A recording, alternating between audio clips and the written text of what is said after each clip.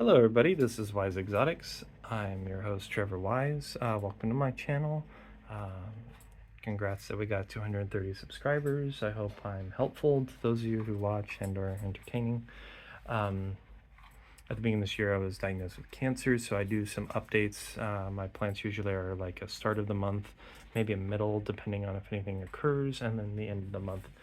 I will be going into chemotherapy, hopefully my final round next week. My sister takes care of my plants while I'm undergoing this treatment to hopefully beat my cancer and get back with life. My cancer treatment's going well so far. For those of you who only watch the videos, it was down 95% after my third treatment. I had my fourth treatment about 2 weeks ago, and this will be my fifth. I have recently gotten back from the ER this week due to severe reaction to a spinal tap treatment I was given. I was partially paralyzed from my neck down, and I basically couldn't move or walk, and it was in extreme pain. My neck locked up. I was having migraines and hot flashes constantly, and I had to be sent to the ER. So I was down for a couple of days from last week's Friday all the way till Monday. I was basically unable to walk or move on my own. So very scary experience. I supposedly have another spinal tap, so I'm going to have a nice chat with my doctor about what occurred, and hopefully it doesn't occur again. I'm either not going to get that type of treatment as A, per my doctor, I don't need it. It's a preventative treatment. B, never seems to go well, and it just gets worse. So there's that. Two downsides, or two negatives I should state, is we lost one of the birds this month, as well as my only bearded dragon, Rex. I've had him for about 17 years. He just finally passed away. It's sad, but it happens. Iggy, I'm not too sure why she passed away. She was a lovebird. She wasn't that old. She was about, I like to say, 8. Her parents are older, at least 10 to 12 apart. I'm not too sure what happened other than, genetic mess up or something. Just, she was in here, I was cleaning the birds, and then a few hours later I went to check on her again, and she was dead. There's that. I also lost my dog who bit me on my hand. If those of you are new, he was Alzheimer's. He was about, again, 16, and he passed away in his sleep on my front porch during the night, which is sad, but there's that. So I've had 3 of my animal family just go away recently, and it's quite sad and depressing. Overall, it's sad, but circle of life and all that.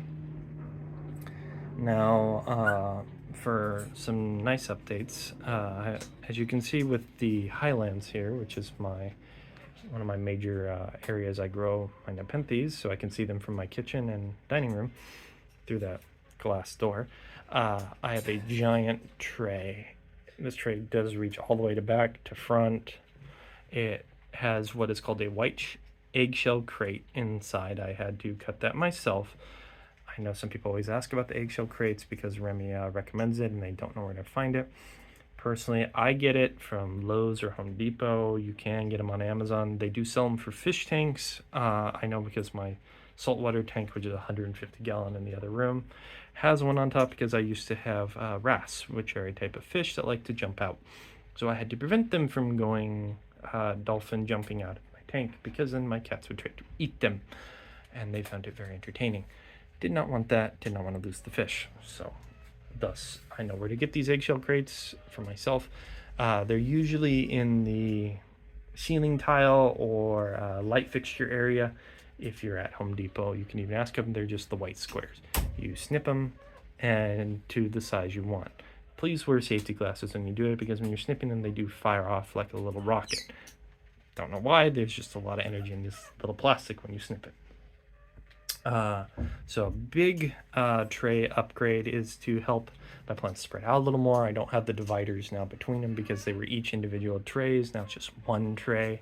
I'm hoping that just watering the one corner will spread down. If not, I just water, like the middle and the corners, and try to spread it out, keep the humidity high, and the plant's happy.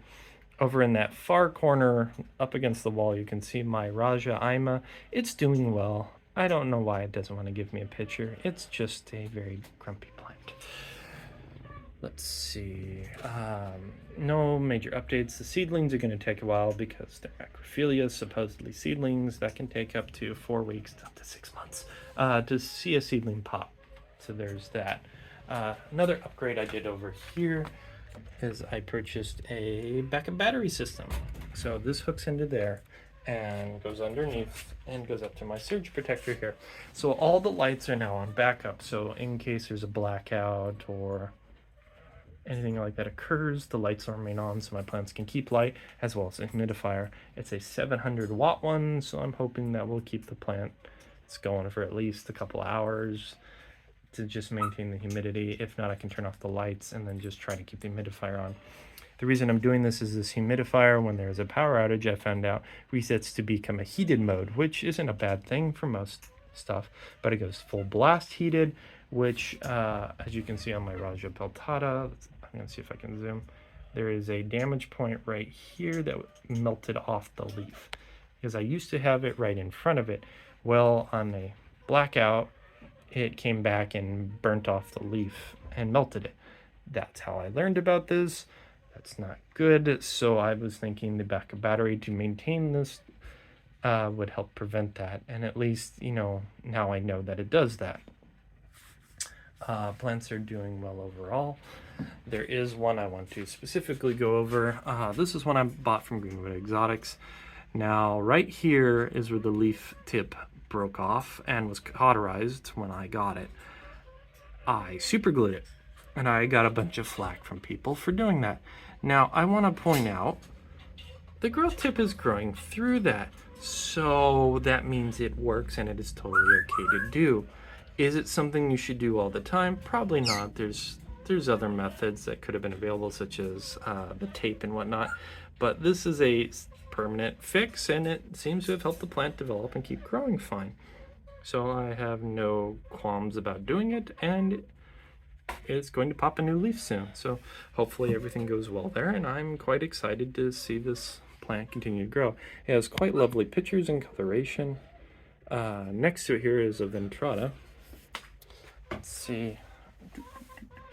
The highlands are doing well. I spread the moss that was sent to me by Salty Trout. Thank you again very much. And his Nepenthes he sent me over is over in the highlands in the middle. It's doing fine as well. It hasn't lost any pictures. I was really happy to see that. All my Nepenthes seem to be doing well. In here, I will point out my bicolata. I was really worried because bicolata, like hotter conditions, has popped up. Big leaf jump and a nice healthy picture that's starting to color. I'm hoping to see fangs soon, but overall it's interesting. My Sumatra has popped a new leaf. It's not a giant leaf jump, but it's doing well. This one also popped a leaf, which is a Sumatra hybrid. This is CAR 0239 if you want to see the specific hybridization. This is seed grown. This is a clone. Sumatra is endangered, so having a clone is nice. I was hoping to get one, and it seems to be doing well.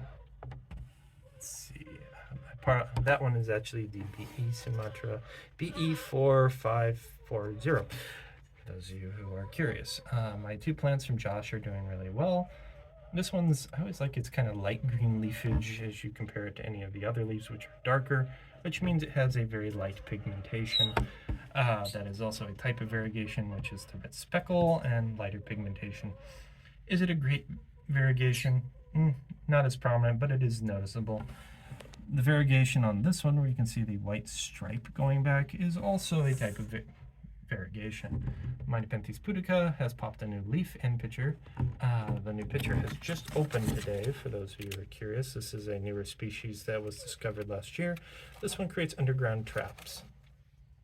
So it's very interesting to see it doing well in my highland condition, or lowland condition. Dead leaves to disconnect. This one has popped a red stem. That is quite interesting. I don't know if that's good or bad. Its leaves are always been a darker. This was an unknown Nepenthes that some thought was either Singulana cross Edwardsiana or Singulana cross Raja or pure Singulana. I'm not sure. It's very nice, and I think it's interesting. My really big speckled Rafflesia has a bunch of developing nodes. It's doing well. My white Rafflesia has nice pictures developing everywhere. Overall, the lowlands are doing quite well, including the ones I was a little worried about, which was mainly the Sumatra and Sumatra hybrids. I got a bunch of the moss, as I said. Lemon Cherry has a nice, healthy picture and is developing well. Its little mini-me is right under this leaf here. It seems to be doing okay, but it's never really grown crazy like that. Albumera Ganata, little one that had a nice leaf jump. I did put my Minima X Diabolica in here just to see if it would like the closer lightage. It's a little warmer. Usually Diabolicas like a little cooler, but this one seems to like a little more intensive light, so I thought putting it over here would help the leaves red, as it has helped these red out with their red speckling pretty well. So overall, we got a surge protector, backup battery, new tray, and hopefully that helps with the plants to develop and grow more. The super glued plant is growing and has a healthy growth tip pushing through, which means if you have a larger Nepenthes that has done that, that is a viable repair method. If you need to cauterize runes so you don't get glue into the plant's body, hydrogen peroxide, the cut point, and that will cauterize the wound, and then you can super glue it. Just as an FYI. Let's see if I can open this. Let's see, so the Ultra Highlands, let's see how they're doing. Velosa popped a nice healthy leaf again. Macrophilia is still growing. It's slow. Robocantlii has a nice healthy picture. Nice new leaf coming in. Seems to like to keep about 3 leaves at a time. Edwardsiana just popped its new picture. So that's nice. It's got a new leaf here that's developing. I really like the coloration on this one. My Raja's doing fine. Naga, nice big leaf. And I want to point out, I'm really happy to see this. My Diabolica finally pushed a perfect leaf. As you can see, she's had these really weird kind of like half leaf, half like warped leaves. So I'm really happy to see she popped a fully normal looking leaf. Let's see, my Hamada AW1, still no pictures, but it's healthily throwing leaves and coming back. So I just think it needs time. My other Hamadas are doing quite well, throwing pictures and whatnot. Velosa, Hamada, prolific. If it gets any bigger, I'm going to have to pull it out. It's doing quite fine. Let's see. My Raja Peltada is doing good over there. No other issues or problems I see going on in the Highlands. So that's it. It's just a quick update. The plants are doing well. We've developed and got Nutri and power protection, hopefully. I'll probably do a video after the chemo doing a check when I feel better and hopefully up to looking through all the plants again.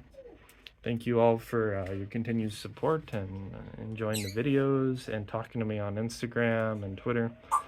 I do appreciate it, especially when I'm in the hospital. I'm just kind of sitting and laying in bed getting fed chemo. Love talking about the plants and ideas about helping people build their setups. A couple of you seem to have saved a few of your setups doing that, and I'm really happy to hear that. So, Trevor out. Talk to you guys later.